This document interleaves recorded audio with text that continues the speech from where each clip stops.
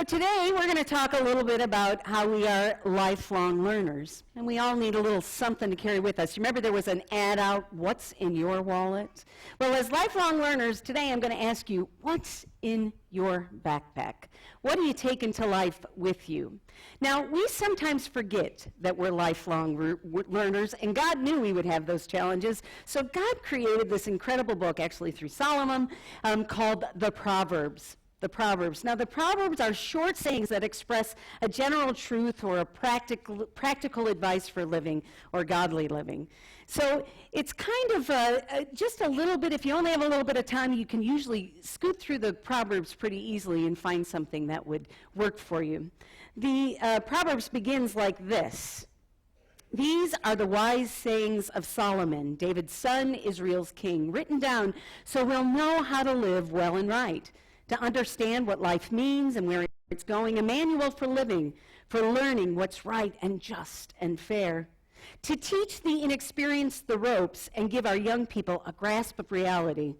There's something here also for seasoned men and women. I think that's us. Seasoned men and women, still a thing or two for the experienced to learn, fresh wisdom to probe, penetrate the rhymes and reasons of wise men and women.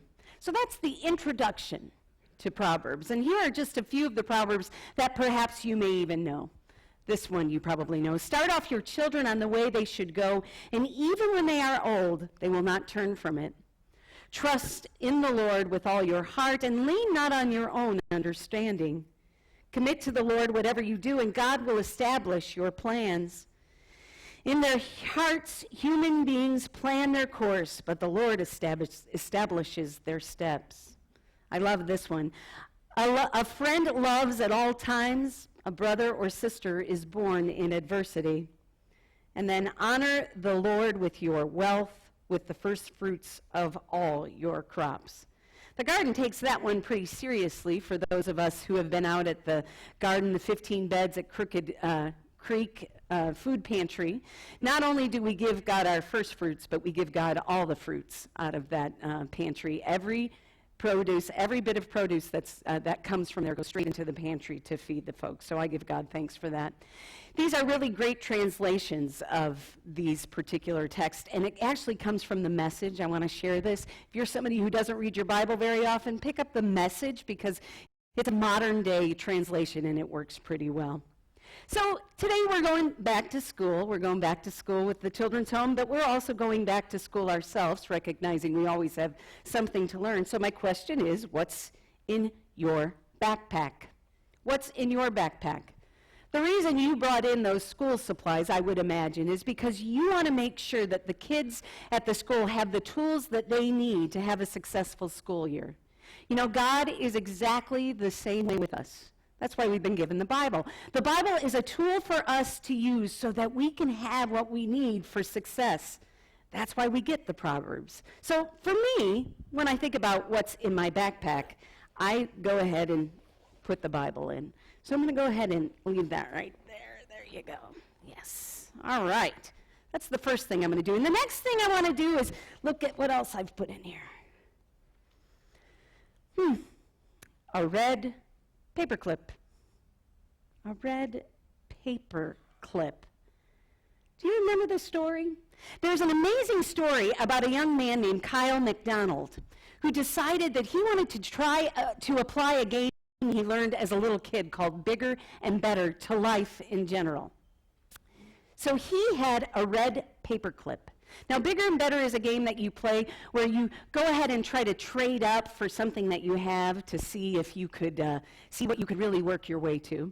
Kyle and his wife were looking to see if maybe they could get a house someday, and Kyle thought, perhaps, maybe, we could work this out. Well, believe it or not, the world responded to Kyle's request. When Kyle put on the internet that he had a red paper clip to share, or to trade, 2 girls brought him a fish pen.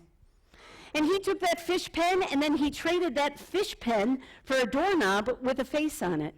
Well, there was a guy who was just happened to be looking for a doorknob with a face on it, and he then traded it for a Coleman camping stove. There was a guy who said, I want this Coleman camping stove, this particular one. So he traded that for an electric generator that really worked.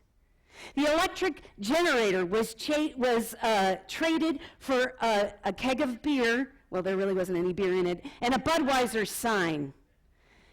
Those things were traded, believe it or not, for a snowmobile, and the guy advertised it as his worst one.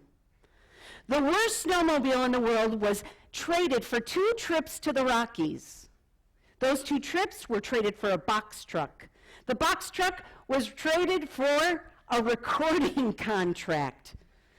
The recording contract was traded for a year's free rent. That year's free rent, this is my favorite trade, was traded for an afternoon with Alice Cooper. The afternoon with Alice Cooper was traded for a snow globe. Not just any snow globe, a KISS snow globe. The KISS snow globe. Little did anybody know at the time that Corbin Bernstein, the actor, has the largest collection of snow globes ever, and guess what? He needed the KISS one.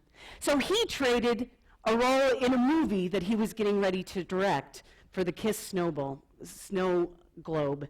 Well, guess what?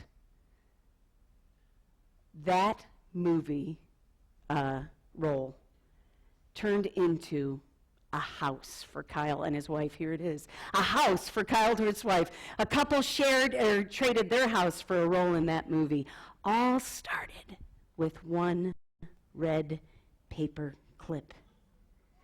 His story made me think about how that concept, that bigger and better concept, could work in our own lives. So I thought about it as I kept filling my backpack. And I started thinking about this. This is in my backpack. This is what they refer to as a pencil. What if we applied the bigger and better concept to a pencil? A pencil. A simple pencil. What if we use this pencil to identify our spiritual gifts and start writing them down? To be reminded that we're born with a divine purpose and meaning, we're all here. God put us here for a reason. What if we started using it for that? What if we use this pencil to underline the proverbs that are in that Bible that speak to us? Chose to write in the margins a little bit. What if we use this pencil to refer to Proverbs 17:17? That's the one that I'm your friend, but in adversity, I'm your brother or sister. As we prayed for the people on our prayer list this week, Julie and Mary and Michelle and Ray and Sandra and Mike and Renee and Rick and Nick. What if we use this pencil to write in a gratitude journal to God? Gave God thanks for all good things in this world are a gift from God. What if we use this pencil to write a letter to someone whom we have hurt? Oh, then this pencil becomes so much more than just a pencil. It becomes a tool of peace in making amends. What if we use this pencil to drum while we wrote a song? What if we use this pencil and realized this is a really important part of the journey? What if we actually used this pencil for good until it could be used no more? When was the last time we used a nub of a pencil?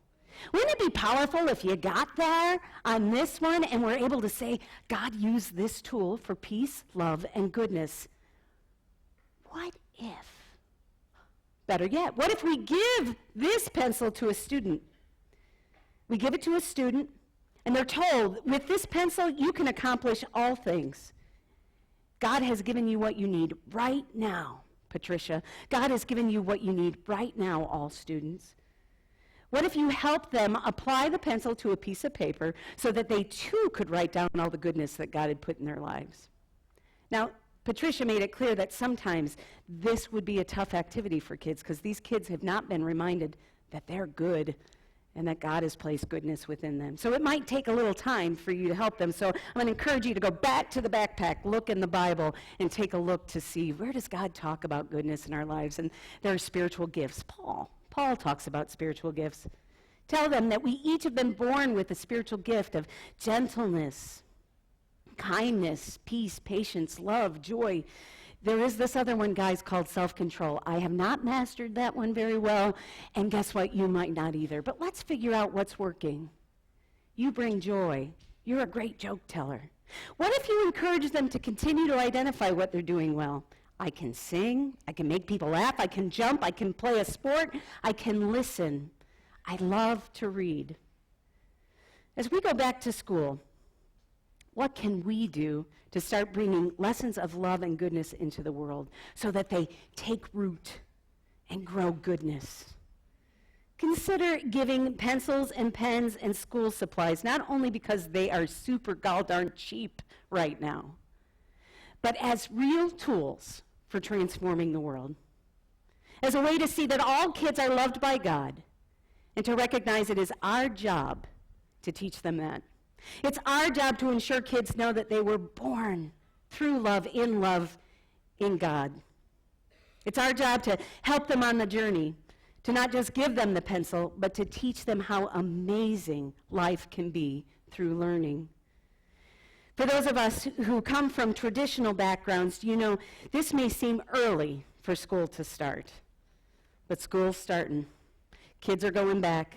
They're going back in the heat of the day. They're going back right now. And I have to be honest, when I look around and listen to the news and watch what's going on, I do have concern for our children today. And I believe now more than ever it is important for people gathered here today, to step forward and to invest in all children, not just your own. In a world where you can casually bring negative energy and hateful messages in 35 characters or less, we need our children to know that there is goodness. And let me tell you, seasoned men and women, it takes one thing. Not only the tools, but it takes time. It takes time. It takes time. Time to be present with children, to invest in children, to care for them, to just be with them. Not only our kids, friends, but our teachers need to know as well that they are supported by people of faith, people like us, seasoned men and women. Yes, there is this thing called a separation of church and state in this country, and we, as the people of the church, have used this excuse for so many years as to not get involved. The time of that is ended.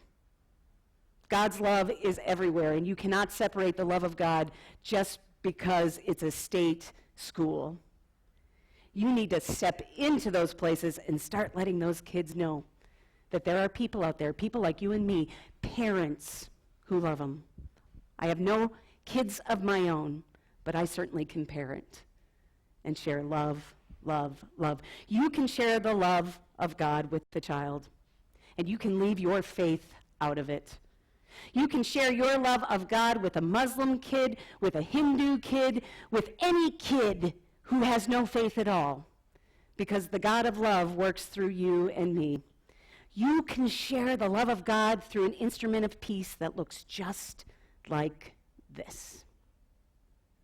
Friends, as these kids go back to school, I want to encourage you, the volunteer programs aren't starting right away, to think about how and where you can make a difference. This past week, I've done this for many years now. I spend 1 hour a week with kids, 30 minutes with each kid. And I used to do it on the west side, and it was time for me to figure out how to do it closer to home. And I have discovered a program called Read Up. United Way of Central Indiana runs Read Up. They're in every county. Read Up is an opportunity for you to have an impact on a child with just 1 hour a week. Maybe you don't have an hour a week, but you have an hour a month. Get 4 friends, and each one of you participate in Read Up. It's really easy to sign up. I did it on Thursday, Friday, took about 15 minutes, and now I'm going to volunteer in a school on a Thursday afternoon from 3 to 4 p.m. Read Up. We have bookmarks back there. We've got everything you need to be a participant in Read Up. Friends, it's time for us to go back to school. It's time for us to let kids know that they are loved by God. And if you have a backpack, great. Fill it with a Bible, a pencil, and a red paper clip. I don't know about you, but I'm going back to school. Amen.